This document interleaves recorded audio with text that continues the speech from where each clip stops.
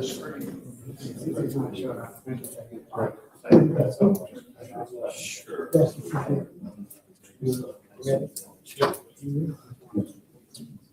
right, good afternoon. Welcome everybody to St. George City Council regular meeting agenda 2025, 5 p.m.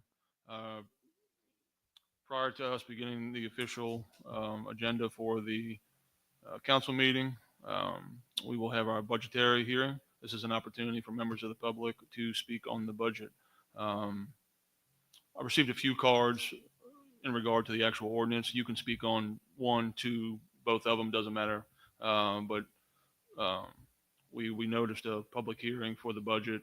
So at this time, if anybody would like to speak on the budget, we're going to do that before, we'll do this before we have the actual meeting itself. So if anybody from the public would like to speak on the budget,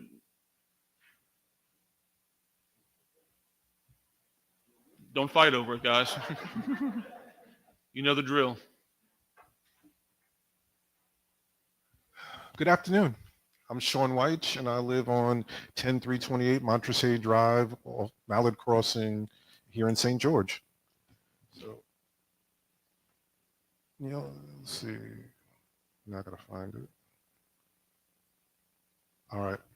So, as someone who cares about St. George, not just what it is today, but what we're building for tomorrow, I want to thank the council and staff for crafting a budget that prioritizes real needs. It's clear we're finally geared up to address longstanding infrastructure issues, roads, drainage, and basic services that the residents have waited years to see improved. That's the kind of progress people hoped for when the city was formed, but we need to make sure that momentum isn't quietly undone by gaps in transparency. Right now, the proposed budget gives the mayor the authority to shift up to 5% without public notice or council approval. That might sound like a small adjustment, but with a $58 million budget, 5% is nearly $3 million, and there's no limit on how many times that discretion can be used. No requirement to report changes, no public notice, no clarity on whether 5% applies to the total budget or individual line items. That means the city could, over time, move millions away from the very infrastructure work we've all agreed is urgent, without the public ever seeing it happen. Roads, drainage, and neighborhood projects could be delayed or quietly deprioritized, not necessarily out of bad intent, but because there's no mechanism requiring transparency. If we're finally putting money where our mouth is, we need to make sure those dollars stay pointed in the right directions. Other cities have figured this out. Baton Rouge requires a monthly reporting. Lafayette requires council approval above a certain threshold. These aren't obstacles, they're guideposts, and they help future councils and mayors avoid the perception or reality of operating in the dark. So what I'm asking the council to do is just require monthly reports highlighting any reallocations, clarify whether the 5% rule applies to total funds or individual line items, set a cumulative cap on shifts without approval so repeated changes don't add up to major shifts behind the scenes. So let's make this budget a model, not just for what it funds, but how it functions. We're on the right tracks. So now let's protect what progress that we have and instill transparency. Thank you.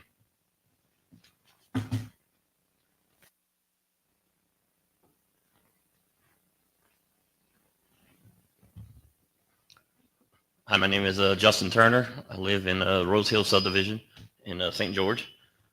So kind of what I wanted to talk about with the budget is specifically around like following the the procedures that have already been put in place and kind of how we manage some of the funds. So one of the things is with the city of Baton Rouge, they like to blame that the city of St. George is what caused their financial headache right now. But it wasn't that major shift. It was all the little things that they did along the way. So an analogy I like to use is in video games, they use microtransactions. And they give you a game for free, and next thing you know, you spend $2 here, $5 there, and before you know it, you're several $100s into a game that was supposed to be free. In government, a microtransaction is considered $10,000. And you can see how fast that would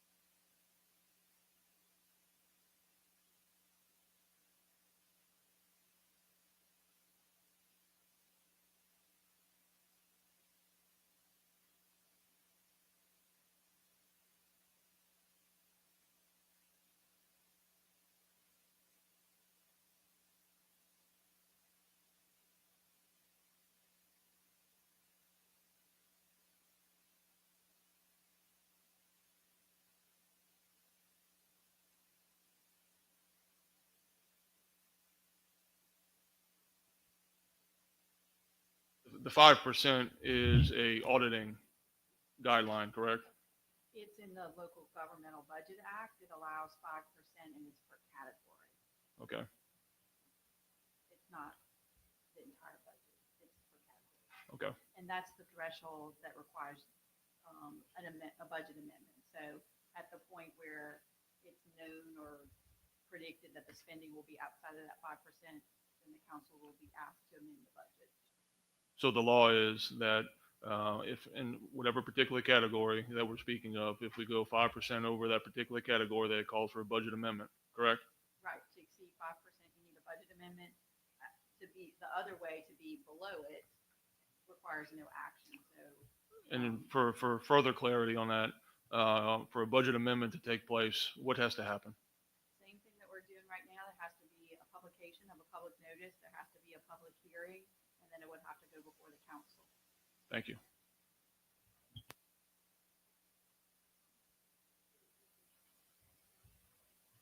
5%, you said by law, this is like state law for municipalities. That's what the legislative auditor required, that there be an amendment. So the budget is kind of a living document, especially for this municipality, because we don't have historical data. And so there probably will be amendments needed throughout the year, but if there is a spending category where the revenues are exceeding what was predicted in this budget, it will have to come back to the council for that amendment before there can be any additional spending. And so this from the Louisiana legislative auditor. It's kind of how all you Auditor's municipalities. interpretation Okay. of the Local Governmental Budget Act. Okay. Which you have to follow. So it's nothing that St. George set. We didn't write an ordinance. We didn't set a 5%. We didn't do it. This is something that we follow state law. Correct. It really, that was in the explanation of the budget, and it really is somewhat of a disclosure Okay. more than granting any authority. Great. All right. That being said, we'll call this meeting to order at 5:17 p.m. As always, we'll stand for the Pledge of Allegiance. I pledge allegiance to the flag of the United States of America, to the republic for which it stands, one nation, under God, indivisible, with liberty and justice for all.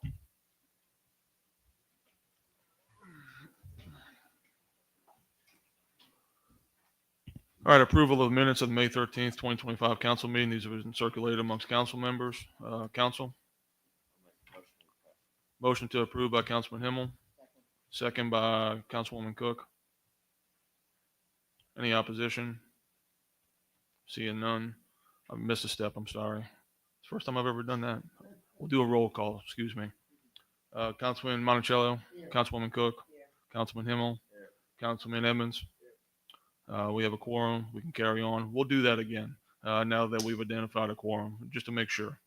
So approval of the minutes of the May 13th, 2025 council meeting. It's been circulated amongst council members. Council. Motion to approve by Himmel. Second by Councilwoman Cook. Anyone opposed? Minutes are approved. Presentation from IBTS Program Director on financial report. I think Brandon's actually going to do this for us. Brandon, I think this is maybe your first time up at the mic, so why don't you tell people who you are and what you do here for St. George? Yes, sir. Thank you, Mayor. So council, citizens, appreciate and I'm honored to be here. A little bit of my background. I was the City of Gonzales Finance Director for 5.5 years. Prior to that, I was at the Ascension Parish School Board as their senior accountant for 2 years. And then prior to that, I was at the Louisiana Legislative Auditor's Office for 10 years. Huge, that legislative auditor runs in my veins of transparency. So I definitely appreciate the past two gentlemen who came up and spoke on that. And we're going to work hard to be as transparent as we can be on all things financial on that. So very honored to be here. So if y'all ever have any questions, feel free. I would like to address a couple things on Mr. Justin's comments, if I may.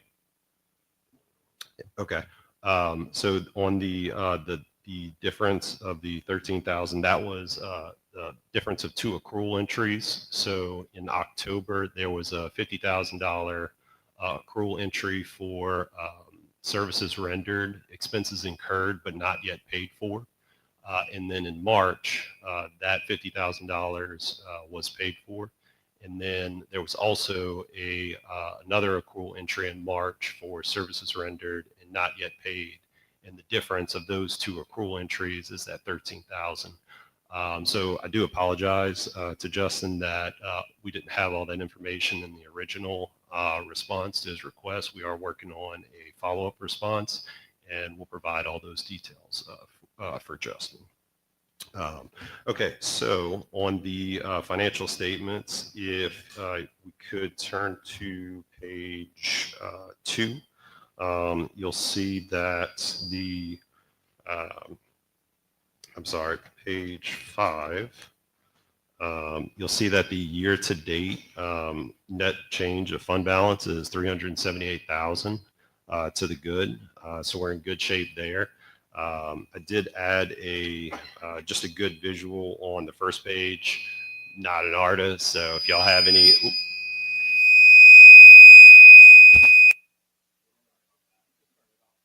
Okay.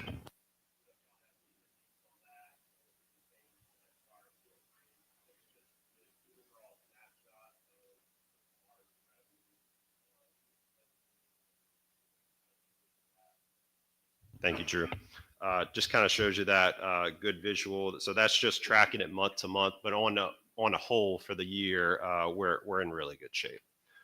And good news next month. Well, when we report on May at the last meeting in June, we'll see those sales tax dollars come in for May. So that'll really swing that chart back up. So if y'all have any questions, feel free.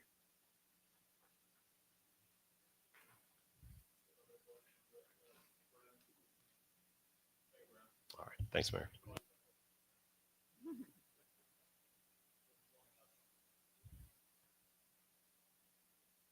All right, that brings us into introduction of ordinances, resolutions for public hearing on June 10th, 2025. Number 1, 2024-2025 fiscal year budget amendment. Number 2, 2025-2026 fiscal year special revenue funds budget. Item number 3, ordinance to make technical amendments to ordinance 2025-022. Planning Commission and Zoning Commission matters, items for public hearing. Number 1 is case number Z25-03, a 2.99 acre property located at 12663 Perkins Road on track D/2 of the Lewis B. Klein Peter property in section 55 T8S R1E GLD EBR. Applicant requests zoning change from the A1 single family residential to the LC3 light commercial 3. Applicant Jack Warner on behalf of St. Margaret's Episcopal Church of Baton Rouge. The commission action was motion to recommend approval by Thornton, second by Marion, yeas, Aguilar, McAllister, McKee, Marion, Thornton, 0 nays, motion passed, and Z25-03 was recommended for approval. Open up the public hearing on that item at this time. If anybody from the public chooses to speak on that, now's the time.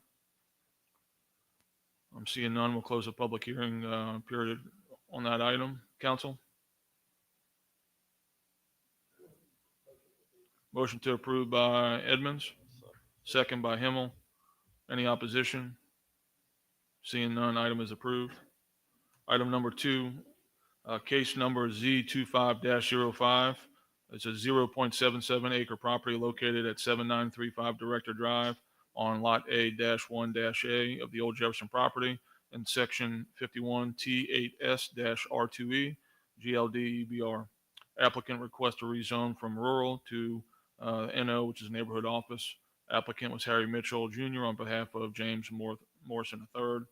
Commission action motion to recommend approval by Marion, seconded by Thornton. Yeas were Aguilar, McAllister, McKee, Marion, and Thornton. Nays were 0.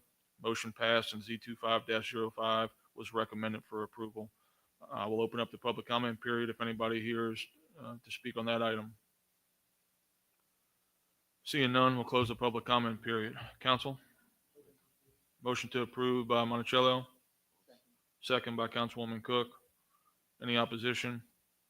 Hearing none, motion is approved. Item number 3 on this list was withdrawn, so that will not be heard tonight. So we can move forward from there. Items for public hearing and action. Number 1, ordinance to adopt the 2025-2026 fiscal year general fund budget. So I'll just read into the record my message that I put together for this budget, and then we'll bring up Brandon once again, and he can kind of run through some of the finer points, and then we'll open it up for public comment. So you'll just have to bear with me here. I think it's important to read it into the record. Dear council members, I submit to you the general fund budget and special revenue fund budget for the city of St. George for fiscal year 2026, beginning July 1, 25 and ending June 30th, 26. The budget reflects our projections of the requirements necessary to ensure that the city of St. George is able to provide the necessary level of services to the residents. Assumptions regarding projected revenues and expenses are detailed below. The creation and adoption of this budget has been under the guidance of best practices by the Louisiana Legislative Auditor's Office and following the requirements of the Louisiana Local Government Budget Act, RS 39:1301-1315. General fund revenue, sales taxes. Based on previous collections during the transition period, we project sales taxes for the upcoming fiscal year to be $54 million. Sales taxes are the primary source of revenue for the city. Those projected revenues reflect the most important data for determining the budget. Other revenues, other significant sources of revenue are occupational license, which we project to be $3.3 million, building permits, which we project to be $1 million. General fund expenses, city operations, city services comprises a projected of $13 million in the budget. In keeping with the vision of the creation of the city of St. George, the leadership chooses to privatize the provision of these services to a contractor to be selected through a competitive bidding processes. Those services will include responding to citizen inquiries and concerns, finance and accounting functions, including procurement, budgeting, and oversight, applying for grant opportunities, and managing projects. Overall administration and management of projects, assets, and personnel, IT infrastructure, managing data, records, and cybersecurity, intergovernmental activities, collaboration and cooperation, preparation for emergencies, issuing permits and licensing, planning and zoning services, code enforcement, including an administrative hearing process, engineering, including review construction plans for permits, grant applications, GIS modeling for zoning, addressing floodplain, traffic, and hydraulic studies, administration and oversight of city projects. Public Works. We recommend budgeting $20 million for Public Works. The City of St. George plans to initiate a progressive Public Works program with a private contractor. Public Works services will include managing our drainage and stormwater, maintaining our streets and sidewalks, managing traffic signals, keeping the city clean and grass cut, keeping signs in good repair, and applying for grants. Public Safety. The city intends to work with the EBR Sheriff's Office to continue to provide law enforcement services. We are working to adopt a hazard mitigation plan in cooperation with the St. George Fire Department. General administrative and intergovernmental. General administrative expenditures include accounting and auditing services, legal expenditures, the website, general liability insurance, and operating costs. Intergovernmental expenditures include a fee of 1% for the collection of sales tax. Judicial, executive, and legislative.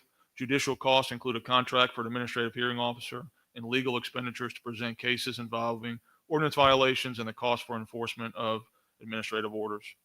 Executive costs including administrative, staff support, and city clerk services.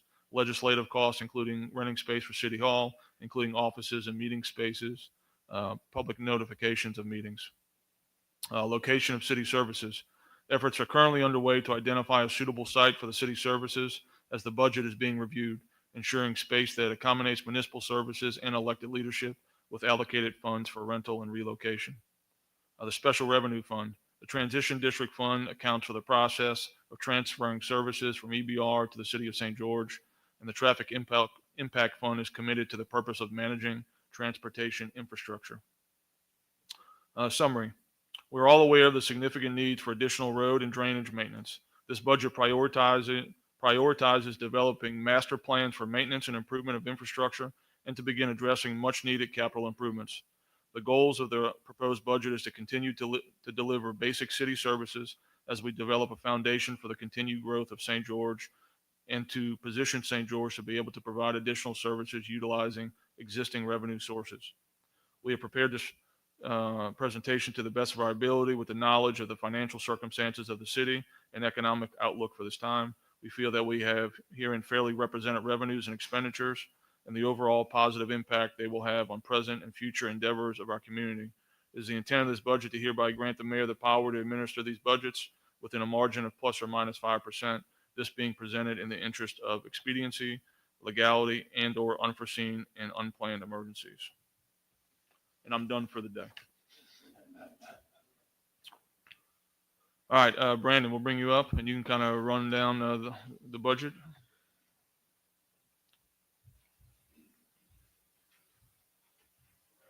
Thank you, Mayor.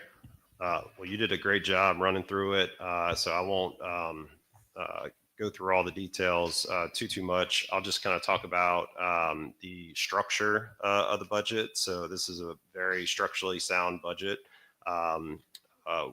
Sherry had touched on the Local Government Budget Act earlier, and we went through several revisions to make sure we were complying with all those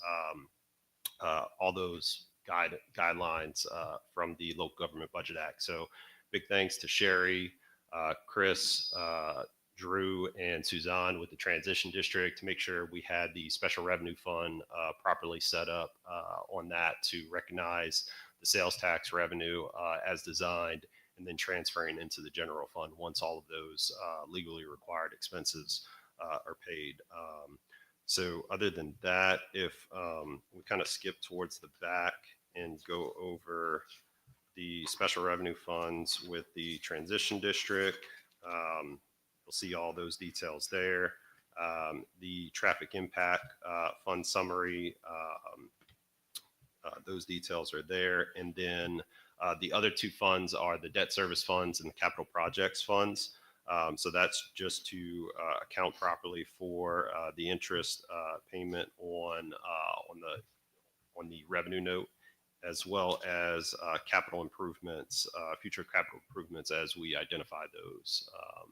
So with that, if y'all have any questions, I think this is a good first start for our first full fiscal year, and looking forward to making improvements each year as we go. Any questions on? Anybody have any questions for Brandon? Yeah, go for it. Shoot. Go for it. July 1st, 2025. July 1st, 2025. It says upon publication, but it should be July 1st. My apologies. Okay. Can't have a meeting without one technical correction from I my attorney. appreciate that. Thank you, Sherry. Yeah, that's right. That's right. Thank you. Thank you. Teamwork. Thank you, Brandon. All right. Thanks, Mayor.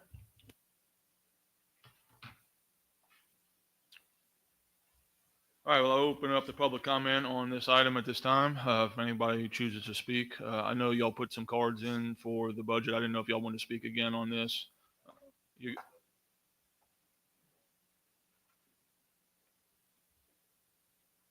Again, I just wanted to ask, there's the budget in there for the public works for the 20 million. Does that include infrastructure? Because the section for like highways and street, there's only like $100,000 allocated for potholes and road maintenance. So just trying to figure out what that 20 million is allocated for, if we have a separate allocation for repairs, which $100,000 probably wouldn't, fix the potholes I hit on the way here.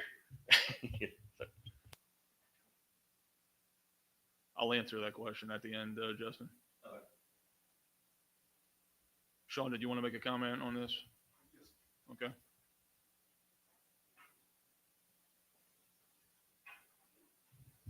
So I guess I'm still, I think it's a good budget. Thank I you. think it's focused, you're welcome. I think its focus is right where it should be. I still am concerned about in here where it says, the specific wording is, it hereby grants the mayor the power to administer these budgets within a margin of plus or minus 5%. It's just not very defined. I know what your intention is, but the next mayor or the mayor after that or 10 mayors, could read it differently. So that's the biggest concern that I have with that, is that there be some sort of public reporting when these are shifted, even within the 5%, or just some sort of cap on it so that future mayors don't go wild. Thank you.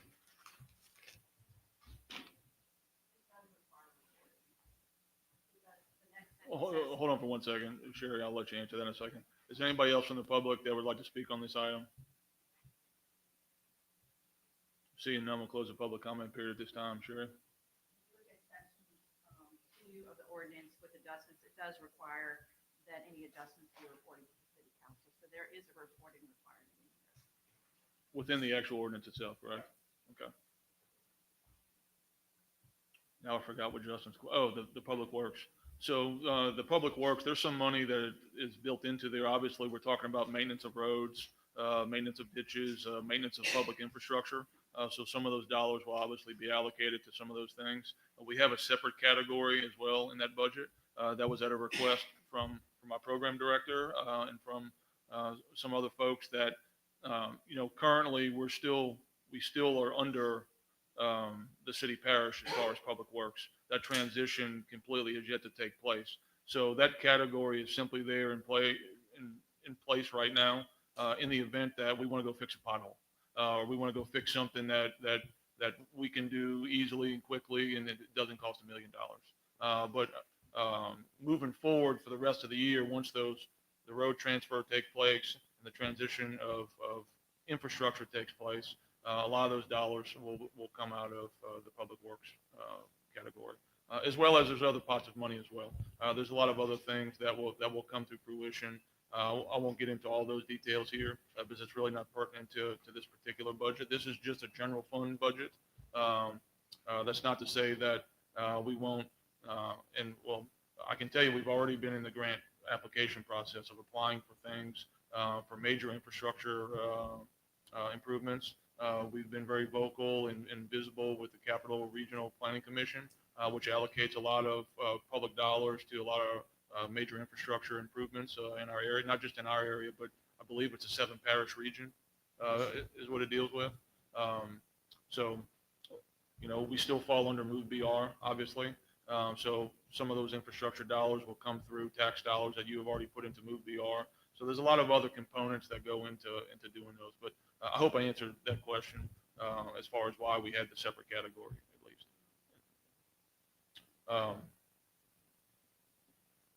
I just wanted to make a few other notes. The intent of St. George was always to competitively contract out our services to get the best price for the citizens, for you, for your tax dollars. I believe this budget does that. It's compared to the budget that we're coming from and the budget that you have in front of you right now, this budget is 31 pages. We could have made it 330 pages if we wanted to. But if I would have made this 330 pages, you wouldn't have read it. Okay, so it was intent. Justin might have read it. Okay. This was done intentionally. It was done intentionally in as simple format as we possibly could make it, because we want people in St. George to read the budget. We want them to understand where the dollars are going to, right? Not only that, this budget is extremely conservative in nature, to the point where at the end of this year, we will roll forward $14 million. $4 million of those dollars will be put into a capital outlay account. Don't know what we're going to use it for, but I want to build a capital outlay account, because we're going to have to build some stuff and we're going to have to improve some things, which means there's a remainder of $10 million that'll be in our reserve fund. Okay. If we hold true to this budget in current posture, moving forward in 25 and 26, this budget, as projected, will have a projected surplus of approximately $14 million. So at the end of our first full fiscal year, the city of St. George should have somewhere in the neighborhood of $24 to $25 million in a reserve fund. Why is that important? It's important for a lot of different reasons. We're starting from scratch. We have to build a reserve fund. Why are reserve funds important? They're important for a lot of things. We're about to get into disaster season. Okay. In disaster season, you could have a lot of things that come due that you didn't plan on. Okay. I can tell you one storm will flip your budget upside down. Literally will flip it upside down. When you start getting into disaster contracts and all those other things, there's a lot of funding that is necessary to have that. We could go through the bond process, which is what a lot of municipalities and parishes do, but it's a lot easier, quicker, and cheaper to go through that process if you can essentially draw down from yourself. Okay, and also this allows us to start building that reserve fund for a lot of these projected things that we know we're going to have to do in the future. Okay, so that's why this is a no frills budget. There's not a lot of baked in excitement here. Okay, this is basic governmental services, and it was designed that way intentionally. And this budget was designed intentionally for you to understand it, to know where your dollars are going, because we live in a time right now where we are taxed to death. Okay, and we wake up every day and we wonder where our tax dollars going, and we never want that to be a question here. Okay. We are going to embark on our administrative contract here in the middle part of July. Part of that contract includes software and programming that makes all these things as transparent as we possibly can make them. Okay? Because Sean will come up here and tell me that he wants it to be more transparent. My challenge is for him to come up here and go, you know what? You did it. You knocked it out the park. I appreciate it. Okay? And I appreciate people like Sean coming in here and holding us accountable. That's what makes a great city. So I appreciate the comments. I appreciate y'all being here and being part of the process. Council?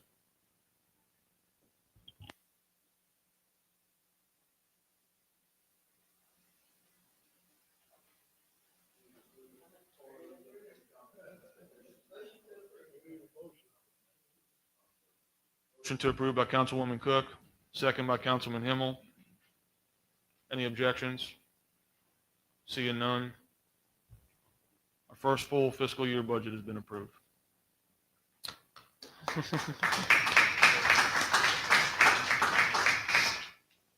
Item number 2, under items for public hearing and action.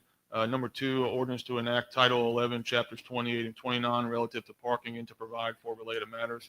Justin, I know you asked to speak on this, and you can speak on it, but the intent of Councilwoman Cook is to ask for a deferral of this for 1 week. I want to be able to talk some more about this with Chief Morris and also with our crime prevention districts. We only have Shenandoah, but I wanted to get it to the other 4. We have 5, just so everybody's on the same page of what's going on with parking. It's a big ordeal with crime prevention districts, especially in ours. So I just wanted to defer it for 1 week, but if we could still, if they're here to speak on it, I didn't know if Tom was too. But, okay. Yeah, well, Okay. All right. it's specifically around amendments that it probably needs. So I actually have to pull out my notes for this one. I'm sorry. Can't remember them all. So the first one is related to some of the restrictions and as it relates to sidewalks and things like that. And Sherry may be able to correct me if I'm wrong, but it's page 2, line 14. So with the creation of St. George, there's not an automatic transfer of servitudes of sidewalks. And under the Larson Act, you're only allowed to make restrictions on areas that are controlled by the city. So until there's an ordinance that's enacted to take control of all of those servitudes, we can't actually put any regulations on those servitudes. Is that correct, Sherry? And we're expecting the infrastructure to be transferred to us June 30th. So No, it wasn't specifically included in the intergovernmental agreement. Like the language on it wasn't. it was on it before June 30th. That would be transferred to us. Even the servitudes, like it specifically said servitudes? It's the same as the right of way, Okay. actually, the transfer.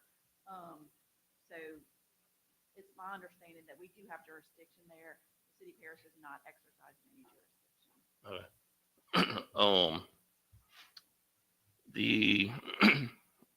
The next part is going to be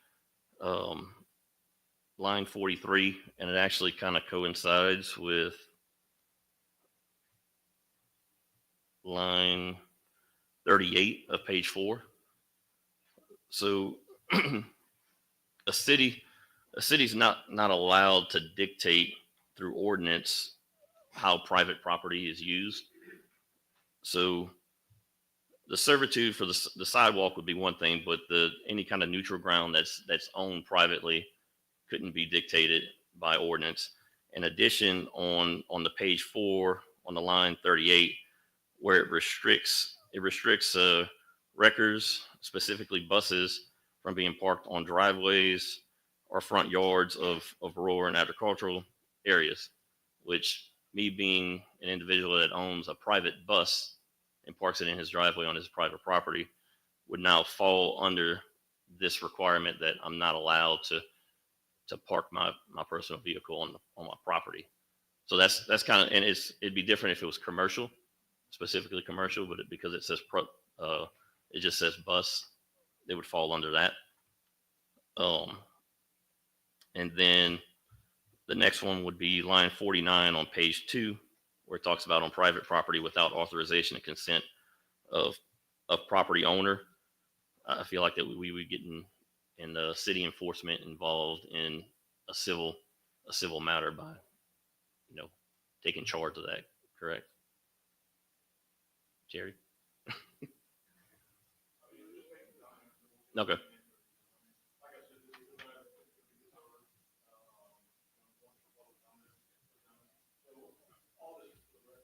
Mm-hmm. Okay, I appreciate it.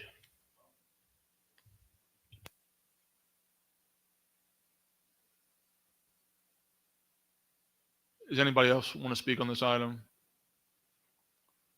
I will close the public comment period. Sherry, do you want to address that one thing before we make a motion to defer? I will certainly do some additional research on the items that were addressed, and if anybody else has any items of concern, if you can send them to Councilmember Cook or myself. This is largely comes from what is in the city parish already. There were some adjustments made. There were some things taken out that didn't seem to make sense, or we did not deal with several topics that are in the city parish's ordinance, specifically handicap parking, because that is controlled by state law. But a lot of this is in the current law. The parking on private property is one of those that's kind of in between, but I mean, what's going to be enforced by the city of St. George is those things that affect the public health, safety, and welfare. So if there is a vehicle on private property and it is detrimental to the public health, safety, or welfare, the city needs authority to be able to do that.